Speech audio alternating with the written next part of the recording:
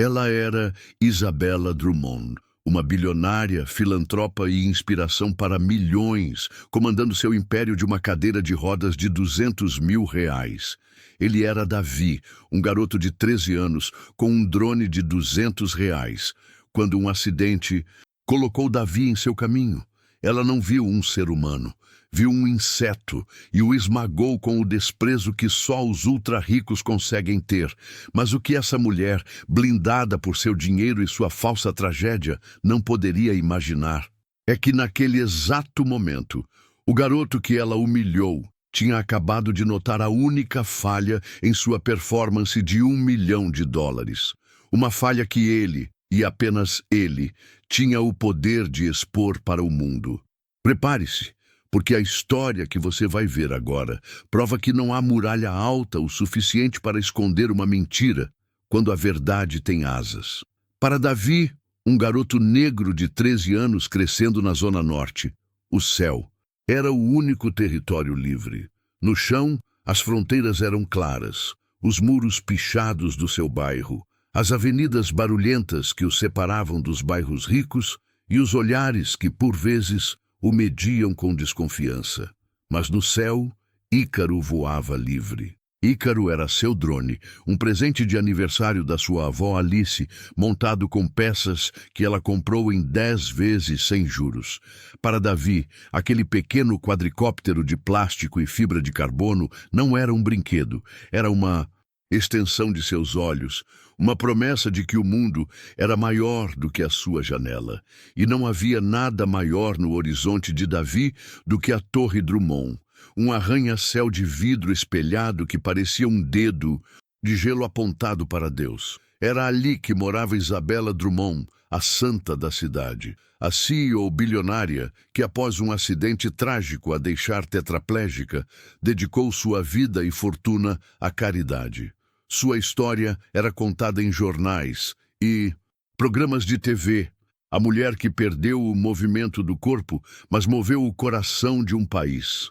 Naquela tarde de sábado, uma rajada de vento traiçoeira, vinda da serra, empurrou Ícaro para além dos limites seguros. Davi observou com o coração na boca seu drone perder altitude e desaparecer atrás do labirinto de varandas da Torre Drummond. Pelo GPS, ele viu que Ícaro havia pousado em um terraço no 38º andar, 2 abaixo da cobertura de Isabella. Recuperá-lo era uma missão quase impossível, que começava com a aprovação de atravessar o hall de entrada do prédio. O segurança, um homem corpulento de uniforme impecável, analisou Davi de cima a baixo. Os chinelos, a bermuda surrada, a cor da sua pele. Tudo em Davi parecia gritar fora de lugar. Com uma paciência ensaiada, Davi explicou a situação. A contragosto e após um telefonema que pareceu durar uma eternidade, o porteiro o acompanhou pelo elevador de serviço. Isabella Drummond, em pessoa, atendeu-o. À porta, sua cadeira de rodas high-tech deslizando pelo piso de mármore sem emitir um único som. Ela era exatamente como na TV, elegante, com um olhar sereno e melancólico. O segurança explicou a situação e Isabella sorriu. Um sorriso fino que não alcançou seus olhos. "Claro, deixe o garoto passar", disse ela, sua voz suando como veludo polido. Enquanto Davi passava por ela para alcançar a varanda, seu olhar cruzou com a mão direita de Isabella, que repousava sobre o joystick de controle. As unhas, longas e pintadas em um tom nude caríssimo, estavam perfeitas, exceto por uma, a unha do dedo indicador. Estava lascada na ponta, uma pequena fratura violenta na superfície impecável, um detalhe mínimo, quase invisível, mas estranho. Uma unha daquelas não se quebrava por acaso. Era preciso força, um movimento brusco, um ato de impaciência. "Garotos como você deveriam tomar mais cuidado com seus brinquedos", disse Isabella, seu tom subitamente frio enquanto Davi pegava seu drone. O comentário o atingiu como uma pedra. "Garotos como você". Não era sobre o drone, era sobre ele, sobre seu bairro, sobre sua cor. Ele agradeceu com um aceno de cabeça, sem conseguir encará-la, sentindo o peso da humilhação. Enquanto descia, no elevador, o desprezo na voz dela ecoava em sua mente. Mas por baixo da raiva, outra imagem insistia em aparecer: a unha quebrada. A imagem não saía de sua cabeça. A mulher que o mundo via como um anjo frágil, e aquele pequeno detalhe que contava uma história diferente. Uma história de força, talvez de fúria. Uma história que não fazia o menor sentido. Ainda, a humilhação tem um gosto amargo que Davi sentiu na boca do estômago pelos 2 dias seguintes. Ele consertou um arranhão na hélice de Ícaro com supercola, mas o arranhão em seu próprio orgulho não era tão simples de reparar. Garotos como você. A frase o assombrava. Era o mesmo tom que o caixa do mercado usava quando pedia para ver sua mochila, o mesmo olhar do policial que o parava na rua sem motivo algum. Era o som do mundo lhe dizendo, mais uma vez, qual era o seu lugar. E Isabella Drummond, com seu sorriso de anjo e sua voz de veludo, era apenas mais uma porta se fechando na sua cara. Sua avó, Alice, percebeu sua quietude. O que foi, meu filho? O drone se machucou muito? Davi apenas balançou a cabeça. Como ele poderia explicar que o que mais doeu não foi o drone quase perdido, mas a forma como a mulher mais admirada do país o fez se sentir pequeno e invisível? E como ele poderia falar sobre a unha quebrada sem parecer louco? Era um detalhe tão ínfimo, tão trivial, que até ele mesmo duvidava de sua importância. Talvez ele tivesse imaginado, talvez a raiva o estivesse fazendo criar coisas. Mas a dúvida é como uma semente. Uma vez plantada, ela cria raízes. Na terceira noite, Davi não aguentou. Ele precisava ver de novo, não a mulher, mas seu mundo, a fortaleza de onde ela reinava. Esperou a noite cair por completo, quando o céu de São Paulo se tinge de um laranja impoluído e as luzes dos prédios começam a piscar. Subiu com Ícaro, mantendo uma distância segura e respeitosa, apenas observando a Torre Drummond como um astrônomo observa uma estrela distante e fria. Por uma semana, aquilo se tornou seu ritual secreto. Ele observava a rotina de luzes da cobertura. Às 8, as luzes da sala de jantar se acendiam. Às 10, as da sala de estar diminuíam, restando apenas um brilho suave. Às 11, tudo se apagava. Era a rotina de uma pessoa com cuidadores, regrada e previsível. A cada noite, a normalidade da cena o convencia de que ele estava errado, que a unha quebrada não era nada. A humilhação que sentiu o estava fazendo procurar por fantasmas. Até que, em uma quinta-feira, uma insônia teimosa o manteve acordado. Eram quase 2 da manhã. Impelido por um impulso que não sabia explicar, ele pegou os controles de Ícaro e o fez subir na escuridão. O prédio era uma silhueta negra, um gigante adormecido. Mas algo estava diferente. Em uma janela lateral, numa ala do apartamento que sempre ficava escura, uma luz fraca e azulada pulsava. A luz inconfundível de um monitor de computador. Davi manobrou o drone, aproximando-se o máximo que ousava. A câmera lutando contra a escuridão e a distância. O zoom digital granulava a imagem, transformando tudo em um borrão de pixels. Mas então ele viu. Uma silhueta se formou contra a luz do monitor. Ela se levantou da cadeira. Não com esforço ou com a ajuda de aparelhos, mas com uma fluidez ágil e natural. A sombra esticou os braços para o alto, em um espreguiçar longo e satisfeito.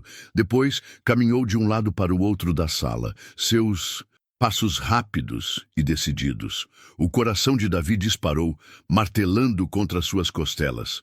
Ele apertou o botão de gravar, suas mãos tremendo tanto que a imagem balançava descontroladamente. Eram apenas 12 segundos de vídeo, de péssima qualidade, quase incompreensível. Mas, para Davi, era a prova de um terremoto. A mulher que o mundo acreditava ser uma prisioneira em seu próprio corpo, no meio da madrugada, na solidão de seu quarto, dançava com as sombras. A pergunta não era mais se ele estava louco. A pergunta agora era muito mais perigosa. Que tipo de segredo faria uma bilionária construir uma mentira tão gigantesca? Davi não dormiu. Passou o resto da noite sentado no escuro do seu quarto, com a porta trancada, assistindo ao vídeo, de 12 segundos em loop. Cada vez que a silhueta se levantava e se espreguiçava, um calafrio percorria sua espinha. A adrenalina da descoberta deu lugar a um medo gelado e paralisante. Aquilo não era um jogo. O arquivo de 3,7 megabytes em seu celular parecia pesar 1 tonelada. Era um segredo que o sufocava. Ele pensou em postar o vídeo anonimamente na internet, mas quem acreditaria? Um borrão de pixels contra a palavra de uma santa bilionária. Eles o chamariam de mentiroso, de caçador de atenção. Pior, com a tecnologia de hoje, poderiam rastreá-lo em minutos. E o que aconteceria então? A lembrança do olhar frio de Isabella Drummond e da voz do segurança ameaçando-o no corredor o fez guardar o celular no fundo da gaveta, como se o aparelho pudesse explodir a qualquer momento. Por 2 dias, Davi viveu em um nevoeiro de ansiedade.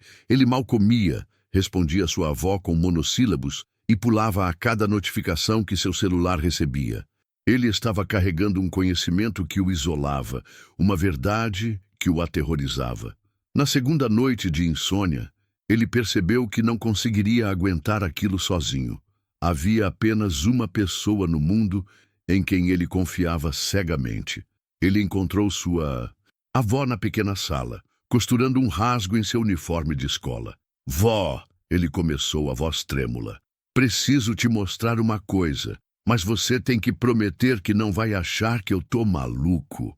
Dona Alice largou a costura e o encarou por cima dos óculos de leitura, seus olhos experientes avaliando a angústia no rosto do neto. Ela concordou com um aceno sério. Davi respirou fundo e deu play no vídeo. A primeira reação de Alice foi de ceticismo e preocupação. "Ah, meu filho, isso é muito escuro. Pode ser um reflexo, uma empregada, a luz da TV. Fazer uma acusação dessas com base nisso é muito perigoso." Era exatamente o que Davi temia ouvir. "Não, vó. Olha de novo", ele insistiu, voltando o vídeo. "Olha o jeito que a pessoa levanta. É rápido. E olha aqui." Ele pausou na imagem da silhueta se espreguiçando. "É um movimento longo, relaxado. Não é o movimento de alguém doente." Alice assistiu de novo e de novo. Seu rosto, antes preocupado, tornou-se sério, concentrado. A enfermeira dentro dela, a profissional que passou 40 anos observando o corpo humano em seus mais variados estados de dor, sofrimento e engano, estava assumindo o controle. Ela não estava mais vendo um borrão, mas um padrão de movimento. E aquele padrão acionou uma memória antiga, empoeirada. "Meu Deus!" ela sussurrou, tirando os óculos. "Hospital Municipal, 1997. Tinha um paciente, um homem rico, dono de uma fábrica. Sofreu um acidente de carro pequeno, mas ficou paralisado da cintura para baixo. Todos os exames davam normais, mas ele não andava. Os médicos não sabiam o que dizer." Ela olhou para Davi, seus olhos brilhando com a redescoberta de um conhecimento esquecido. Uma noite o alarme de incêndio disparou por engano. Foi um caos, e no meio da correria, eu o vi levantar da cama e correr para a saída. Quando ele percebeu que eu o estava vendo, ele caiu no chão, gritando que as pernas tinham falhado. Davi a escutava hipnotizado. "O que ele tinha, vó?" Alice respirou fundo, dando um nome ao monstro que Davi havia encontrado. Os médicos chamaram de transtorno conversivo. A mente é tão poderosa, Davi, que para fugir de um problema, de uma pressão, de uma culpa, ela convence o corpo a ficar doente. A paralisia dele era real, mas a causa não estava na coluna, estava na alma. E para proteger essa mentira, essas pessoas são capazes de tudo. Ela colocou a mão sobre o celular de Davi, como se para conter a energia perigosa que emanava dele. Se o que essa mulher tem é isso, disse Alice, sua voz baixa e urgente, então ela não é apenas uma mentirosa. Ela é alguém que construiu o mundo inteiro em cima de uma doença, e ela vai destruir qualquer um que ameace derrubar o primeiro tijolo. A revelação de sua avó deu a Davi um estranho conforto. Ele não estava louco. O que ele viu era real, um fenômeno documentado, ainda que raro e perigoso. Seguindo o conselho de Alice, ele transferiu o vídeo de 12 segundos para um pequeno pendrive, que ele criptografou com uma senha que só ele sabia e escondeu no forro de uma mochila velha. Do celular, o arquivo foi deletado permanentemente. Por alguns dias, a vida pareceu voltar ao normal. Ícaro permaneceu em sua caixa, desmontado. Davi se forçou a ir à escola, a jogar bola na rua, a ser apenas um garoto de 13 anos. Ele tentou convencer a si mesmo de que o segredo estava seguro e que enquanto eles não fizessem nada, Isabella Drummond jamais saberia. Foi uma ilusão infantil. Ele subestimou o tamanho do monstro. Numa terça-feira, no final da tarde, bateram à porta. Não eram as batidas rápidas de um vizinho ou a melodia do carteiro. Eram 3 batidas fortes, firmes, autoritárias. Davi e Alice se entreolharam.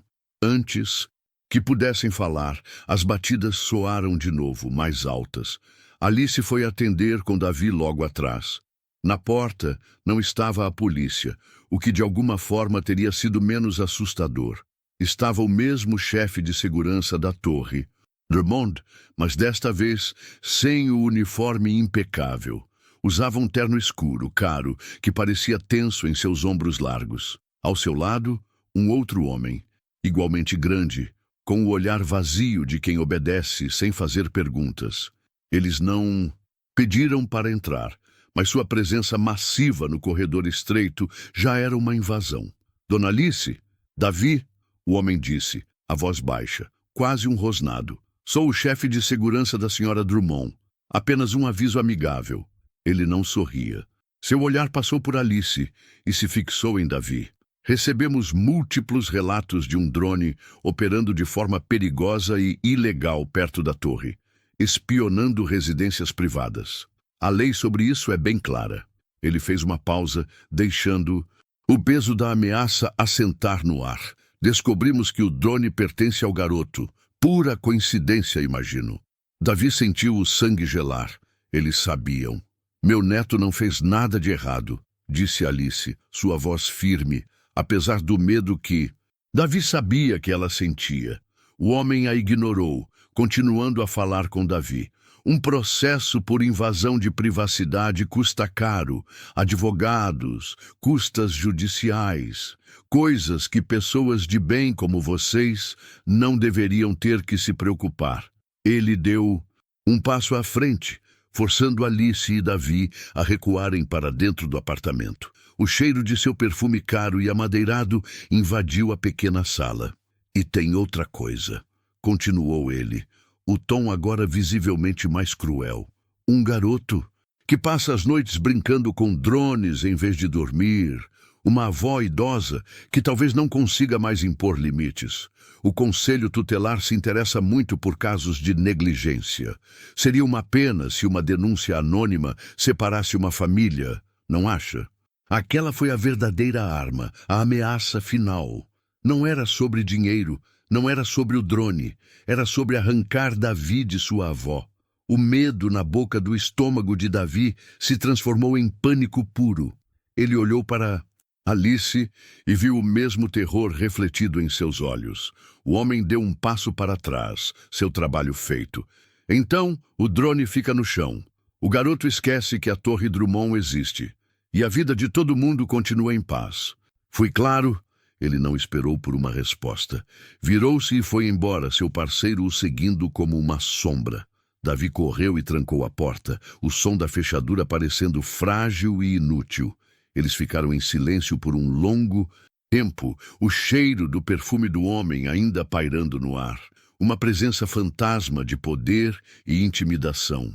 A dúvida, A curiosidade, tudo isso havia desaparecido. Agora, só restava o medo.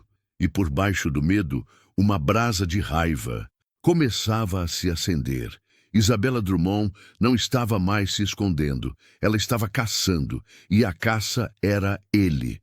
O silêncio que se instalou no apartamento depois que o segurança foi embora era mais pesado do que qualquer grito. Era um silêncio denso, cheio de medo e impotência. Davi se sentou no sofá, abraçando os próprios joelhos, o corpo inteiro tremendo. A ameaça de ser separado de sua avó era um terror que ele não conseguia nem nomear. Um abismo que se abriu sob seus pés. Ele olhou para Dona Alice, esperando ver o mesmo pânico em seu rosto, mas o que ele viu foi diferente. O medo estava lá, nos cantos dos olhos dela, na forma como suas mãos seguravam o tecido do avental com força. Mas por baixo do medo havia algo mais antigo e mais duro. A fúria de uma matriarca que acabou de ver um lobo rondando sua cria. Alice se sentou ao lado dele. Sua mão, quente e um pouco trêmula, pousou sobre a dele. Eles não vão nos separar, ela disse, a voz baixa, mas com a firmeza do aço. Nunca. Ela respirou fundo e quando falou de novo, sua voz era a da enfermeira, da estrategista. Ficar quieto não vai adiantar, meu filho. Essa gente não para. Pessoas que chegam a esse ponto para esconder algo não deixam pontas soltas.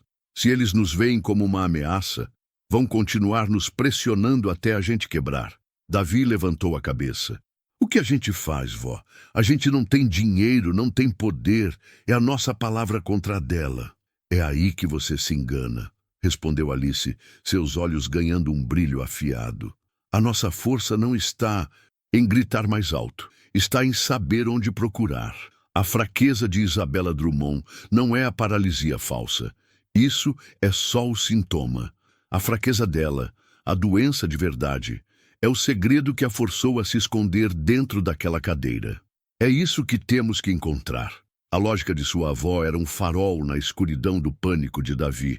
Eles precisavam de uma arma e não tinham a menor ideia de onde começar a procurar. Desanimado, Davi foi para seu quarto. Ele precisava pensar. Abriu a gaveta debaixo de seu guarda-roupa, um lugar onde guardava suas coisas mais antigas e sentimentais, procurando por um caderno, qualquer coisa. E foi então que ele o viu, no fundo da gaveta, coberto por gibis velhos e um boletim escolar, estava o HD externo de seu pai, um pequeno bloco de plástico preto que não era ligado há anos. Seu pai, antes da doença o consumir, era um homem obcecado pela verdade, estudante de jornalismo que nunca se formou. Ele passava as noites em seu computador antigo, investigando pequenas corrupções locais, escrevendo para um blog que quase ninguém lia. Ele acreditava que a verdade, por menor que fosse, importava. Com as mãos trêmulas, Davi conectou o HD em seu notebook.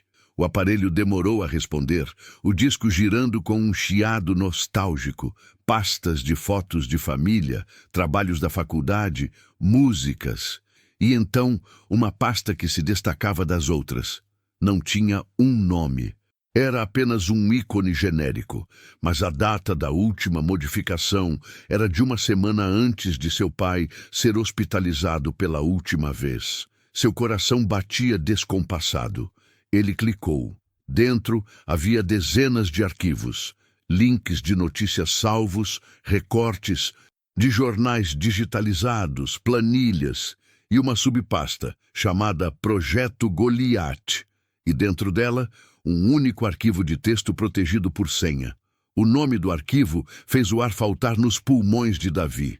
Ricardo Investigação Inicial. Davi não fazia ideia de quem era Ricardo. Ele não sabia a senha que protegia aquele arquivo, mas de repente ele soube de uma coisa com uma certeza absoluta que arrepiou sua pele. Ele não estava mais sozinho em sua busca. Aquela não era mais apenas a sua luta. Ele estava prestes a desenterrar a última investigação da vida de seu pai. A esperança durou apenas o tempo de um clique duplo. Assim que Davi tentou abrir o arquivo, uma caixa de diálogo surgiu na tela, fria e impessoal. Digite a senha. A verdade estava ali, a centímetros de seus dedos, mas trancada atrás de um muro digital. Por horas, Davi e sua avó tentaram de tudo. Nomes de família, datas de aniversário, o nome do time de futebol do pai, o modelo do seu primeiro carro. Nada. Cada senha incorreta era como uma pequena derrota, e a frustração começava a corroer a esperança recém-descoberta. Seu pai era um homem metódico, mas tinha um coração de poeta, disse Alice, mais para si, mesma do que para Davi. Ele não usaria algo óbvio. Pense, Davi, o que ele sempre te dizia? Qual era a lição que ele mais repetia? Davi fechou os olhos, forçando a memória. Ele se lembrou das noites em que seu pai o ajudava com o dever de casa, das longas conversas sobre justiça e verdade. E então a frase veio, clara como cristal em sua mente, a filosofia de vida de seu pai. Não adianta esconder, meu filho. A verdade sempre deixa rastro. Ele digitou as palavras no campo da senha, com o coração acelerado. A verdade sempre deixa rastro. Senha incorreta. Ele tentou variações, com espaços, com a primeira letra maiúscula. Nada. Desanimado, ele estava prestes a desistir quando se lembrou de outro detalhe. Seu pai era obcecado com o ano em que nasceu, 1978, que ele chamava de o ano dos homens de aço, por causa do primeiro filme do Superman. Com os dedos trêmulos, ele tentou uma última vez. Verdade, rastro, 1978. A caixa de diálogo desapareceu. O arquivo de texto se abriu. Davi prendeu a respiração. Era como se seu pai estivesse ali, sussurrando a resposta em seu ouvido. Diante de seus olhos estava um emaranhado de anotações caóticas, links e pedaços de uma investigação que a doença interrompeu brutalmente.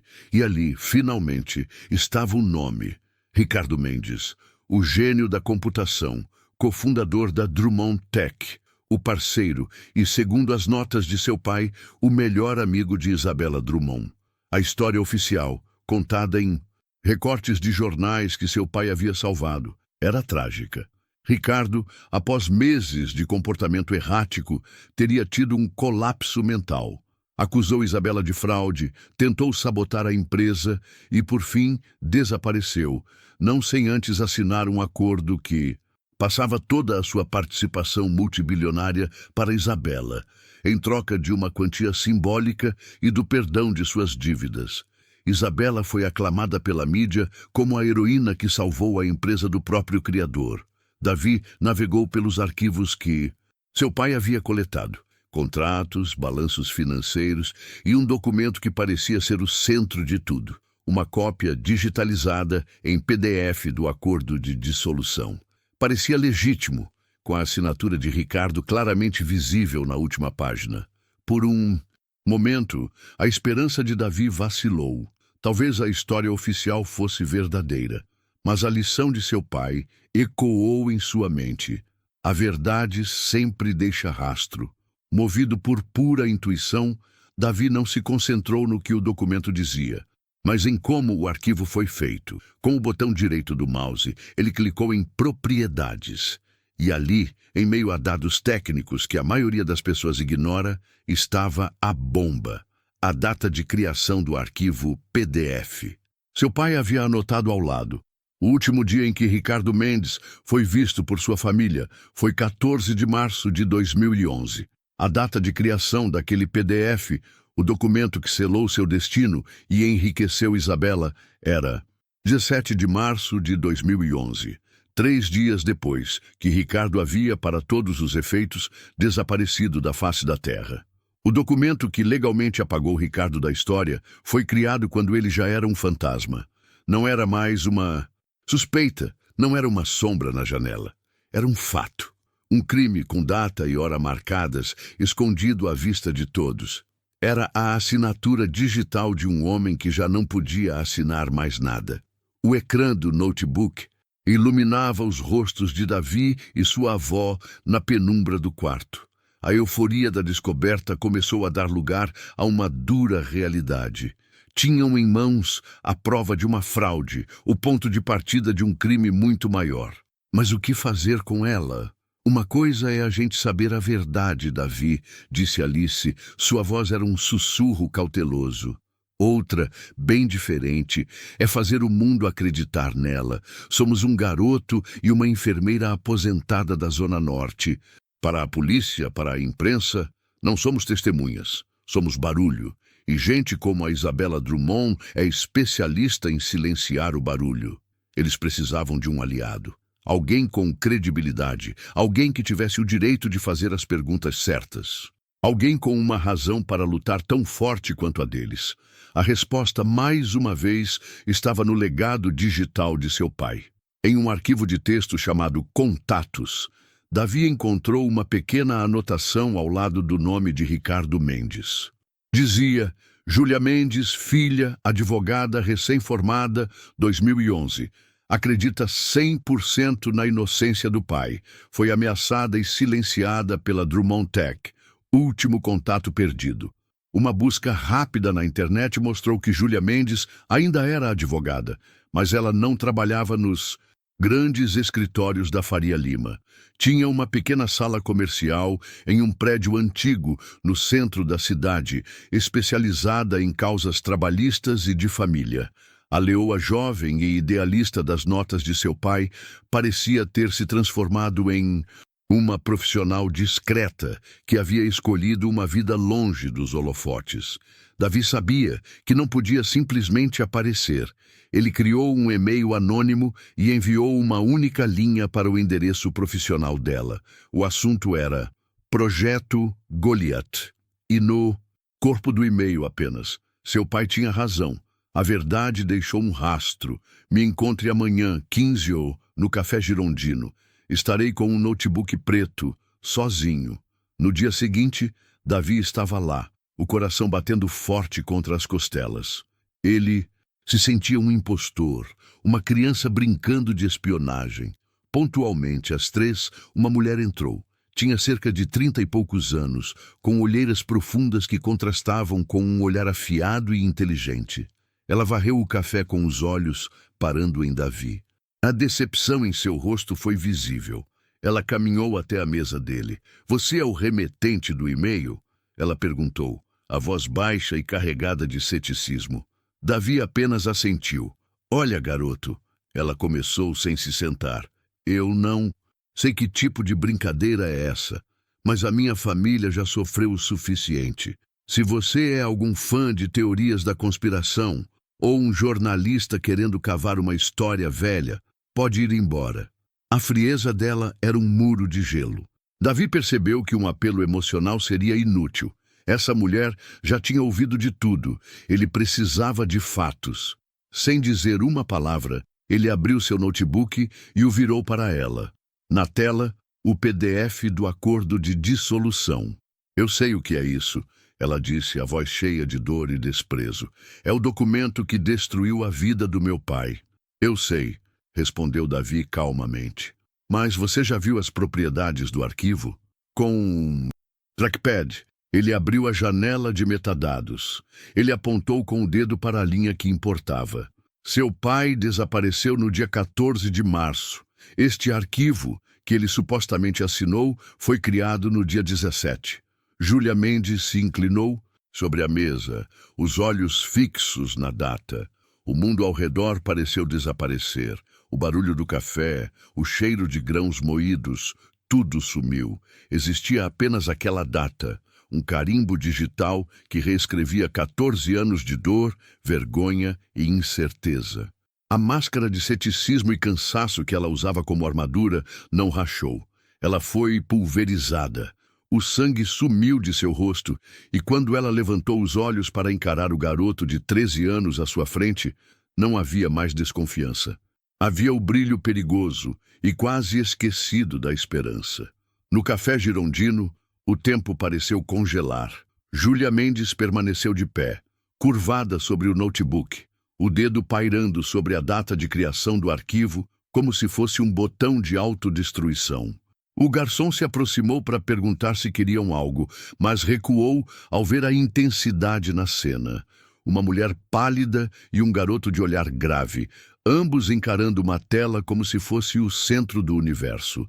Finalmente, Júlia se afastou e caiu na cadeira à frente de Davi. Ela respirou fundo, uma, duas vezes. O choque inicial deu lugar a uma avalanche de perguntas. Quem é você, garoto? Como achou isso? O que mais você sabe? A advogada adormecida, dentro dela havia despertado e estava faminta. Davi contou tudo. A entrega, a humilhação e a unha quebrada, o drone e a sombra na janela, a visita do segurança e a ameaça cruel contra sua avó. Júlia ouvia, seu rosto se transformando de choque para uma fúria fria e controlada. Cada palavra de Davi era mais um prego no caixão da mulher que destruiu sua família. Não podemos ficar aqui, disse ela, a decisão estampada em seu rosto. Minha sala. Agora, o escritório de Júlia era pequeno e abarrotado de processos, o cheiro de papel antigo pairando no ar. Ali, sob a luz amarelada de uma luminária de mesa, a aliança mais improvável da cidade se reuniu.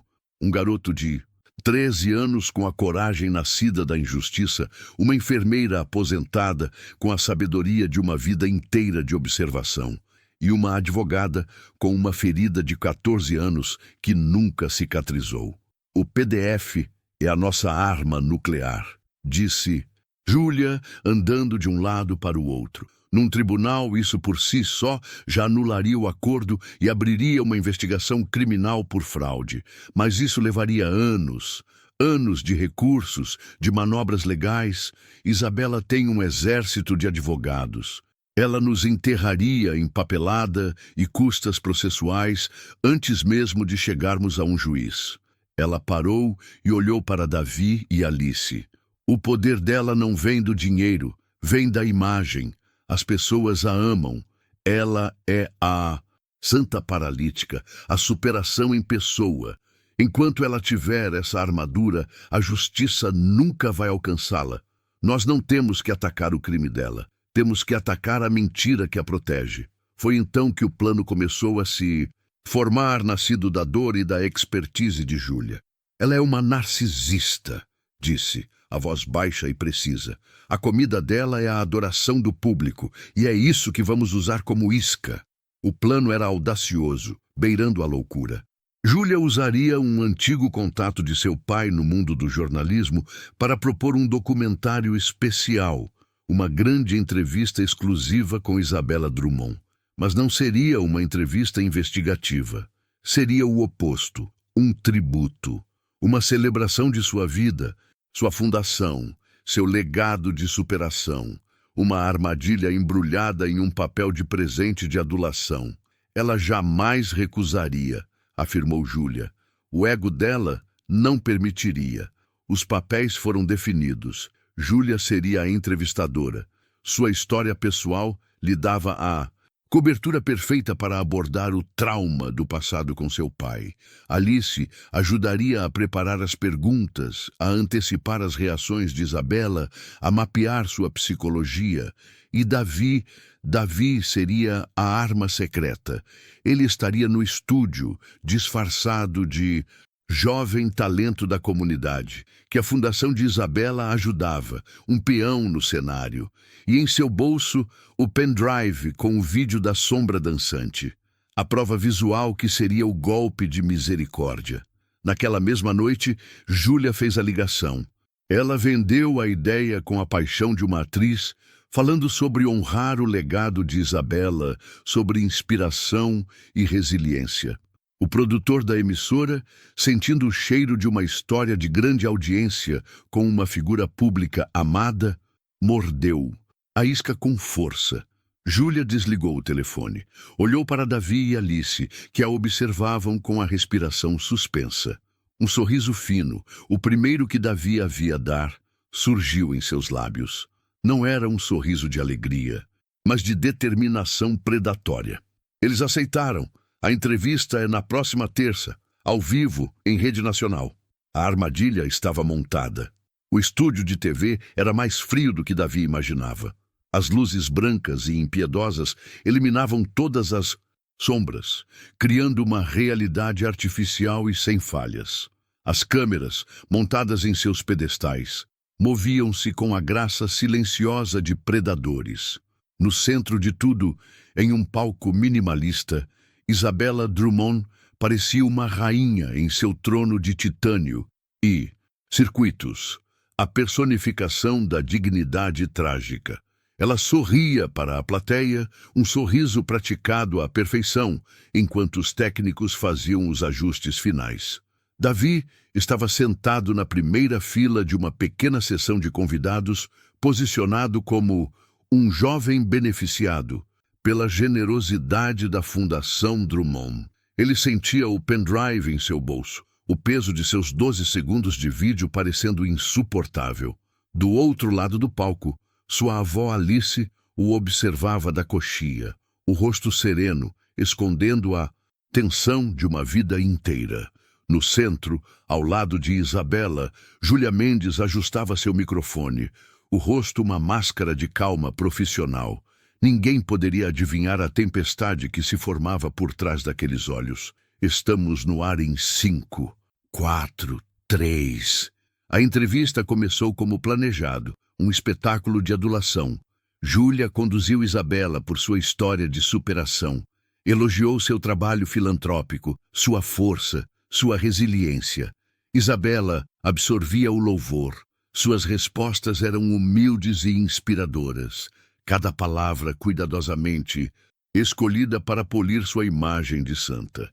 Ela estava confortável, relaxada, no controle total de sua narrativa. Então, após 20 minutos de elogios, Júlia fez a transição. Sua voz, ainda suave, adquiriu um tom de gravidade. Isabella, para construir tudo isso, você teve que superar não apenas sua tragédia pessoal, mas também a traição profissional. Falo, é claro, do meu pai, Ricardo Mendes. Isabella suspirou, o semblante carregado de uma tristeza ensaiada. Júlia, foi um dos momentos mais sombrios da minha vida. Eu amava seu pai como um irmão. Vê-lo se perder daquela forma. Eu entendo, cortou Júlia delicadamente, e é por isso que o acordo que ele assinou, passando a empresa para você, foi visto como um ato de misericórdia. Eu revi esse documento recentemente e notei uma anomalia, uma pequena falha técnica, talvez. Antes que Isabella pudesse responder, a imagem do PDF surgiu no telão gigante atrás delas. Júlia, com a precisão de uma cirurgiã, apontou para os metadados. O documento foi assinado digitalmente no dia 17 de março de 2011. Meu pai desapareceu no dia 14. O sorriso de Isabella vacilou. Isso é um absurdo, uma tecnicalidade insignificante, provavelmente um erro no sistema. Talvez, concordou Júlia. Mas e quanto a isso? Ela sinalizou para a sala de controle. O telão mudou, exibindo agora o vídeo granulado do drone. A silhueta se levantando, se espreguiçando, caminhando. O público no estúdio soltou um suspiro coletivo. A máscara de Isabella caiu. A santa desapareceu. E em seu lugar surgiu a predadora encurralada. "O que é isso?" Ela rosnou, a voz perdendo todo o veludo. "Isso é uma invasão de privacidade. É uma montagem. Eu exijo que desliguem isso. Agora!" Em sua fúria, cega pelos pânico de ser exposta, ela se esqueceu da performance de uma década. Para dar ênfase à sua ordem, ela ergueu o braço direito, o braço doente, e bateu a mão com força sobre o painel de controle de sua cadeira de rodas. O som do impacto seco e alto foi captado pelo seu microfone. O diretor de câmera, seguindo a instrução secreta de Júlia, já estava preparado. Em uma fração de segundo, a imagem no telão e nas TVs de todo o país mudou do vídeo do drone para um close-up extremo da mão de Isabella, ainda pressionada com força contra o painel. Uma mão que se moveu com velocidade, precisão e poder. Uma mão perfeitamente saudável. O grito de Isabella morreu em sua garganta. Seu olhar aterrorizado encontrou a câmera e ela viu, refletida na lente, o que o Brasil inteiro estava vendo: a prova irrefutável de sua mentira. No estúdio e em milhões de lares por todo o país, o som que se ouviu não foi o de uma explicação ou de uma desculpa.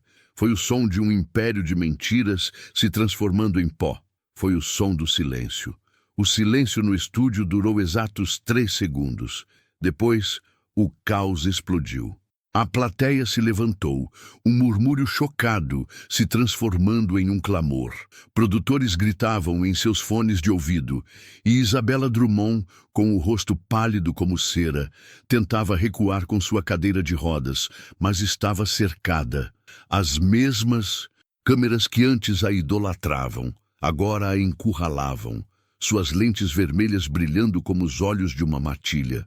Sua equipe de assessores correu para o palco, formando uma barreira desajeitada e a retirando às pressas, não como uma celebridade, mas como uma criminosa em fuga. Nos meses que se seguiram, o colapso do império de Isabella Drummond foi total e brutal. A mulher que o Brasil via como uma santa tornou-se um sinônimo de fraude. Cada detalhe de sua vida dupla foi dissecado pela mídia. As investigações, impulsionadas pela prova irrefutável da entrevista, avançaram com uma velocidade implacável. Ela foi condenada por fraude massiva, falsidade ideológica e com a reabertura do caso de seu antigo sócio por homicídio qualificado. A bilionária que vivia em uma torre de vidro passaria as próximas décadas em uma cela de concreto. A justiça, no entanto, não parou na punição. O nome de Ricardo Mendes foi limpo, sua genialidade finalmente reconhecida.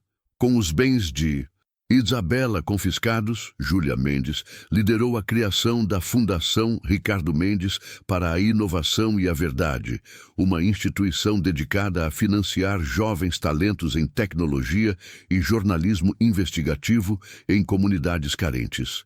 A advogada, que antes lutava para esquecer o passado, agora usava a dor como combustível para construir um futuro mais justo. E na Zona Norte, em um pequeno apartamento cheio de luz, a vida encontrou um novo ritmo. Davi não se tornou uma celebridade. Ele e sua avó recusaram todas as ofertas de entrevistas, protegendo a paz que tanto lutaram para reconquistar. Ele ainda era o mesmo garoto quieto e observador, mas algo em seu olhar havia mudado. Havia uma nova confiança, a calma de quem enfrentou o dragão e saiu inteiro. Em seu aniversário de 14 anos, ele recebeu um presente da Fundação, o drone mais moderno do mercado com uma câmera de alta definição. A cena final daquela saga não foi em um tribunal ou em um estúdio de TV. Foi na quadra de cimento de seu bairro, com Davi no centro de um círculo de crianças fascinadas, ensinando-as a pilotar. Ele não estava mais apenas olhando para o céu para escapar das fronteiras da terra. Estava ensinando outros a voar também. Alice o observava da janela, um sorriso sereno no rosto. Ela viu seu neto, um garoto negro de uma comunidade esquecida, que com coragem, inteligência e a lição de seu pai, provou que a verdade realmente sempre deixa um rastro, e que às vezes os gigantes não são derrubados com pedras, mas com a luz que se recusam a ver. A história de Davi e Isabella nos mostra que a maior de todas as deficiências não é a do corpo, mas a da alma. E que a verdadeira força nunca vem do poder que você exerce sobre os outros, mas da verdade que você se recusa a abandonar. Se você acredita que a coragem de um pode mudar o destino de muitos, inscreva-se no canal e ative as notificações. Histórias como a de Davi provam que heróis podem surgir de qualquer lugar. E para que a gente saiba até onde a verdade viajou hoje, deixe um comentário nos dizendo de qual cidade você está assistindo. Queremos ver a força da nossa comunidade espalhada pelo Brasil e pelo mundo.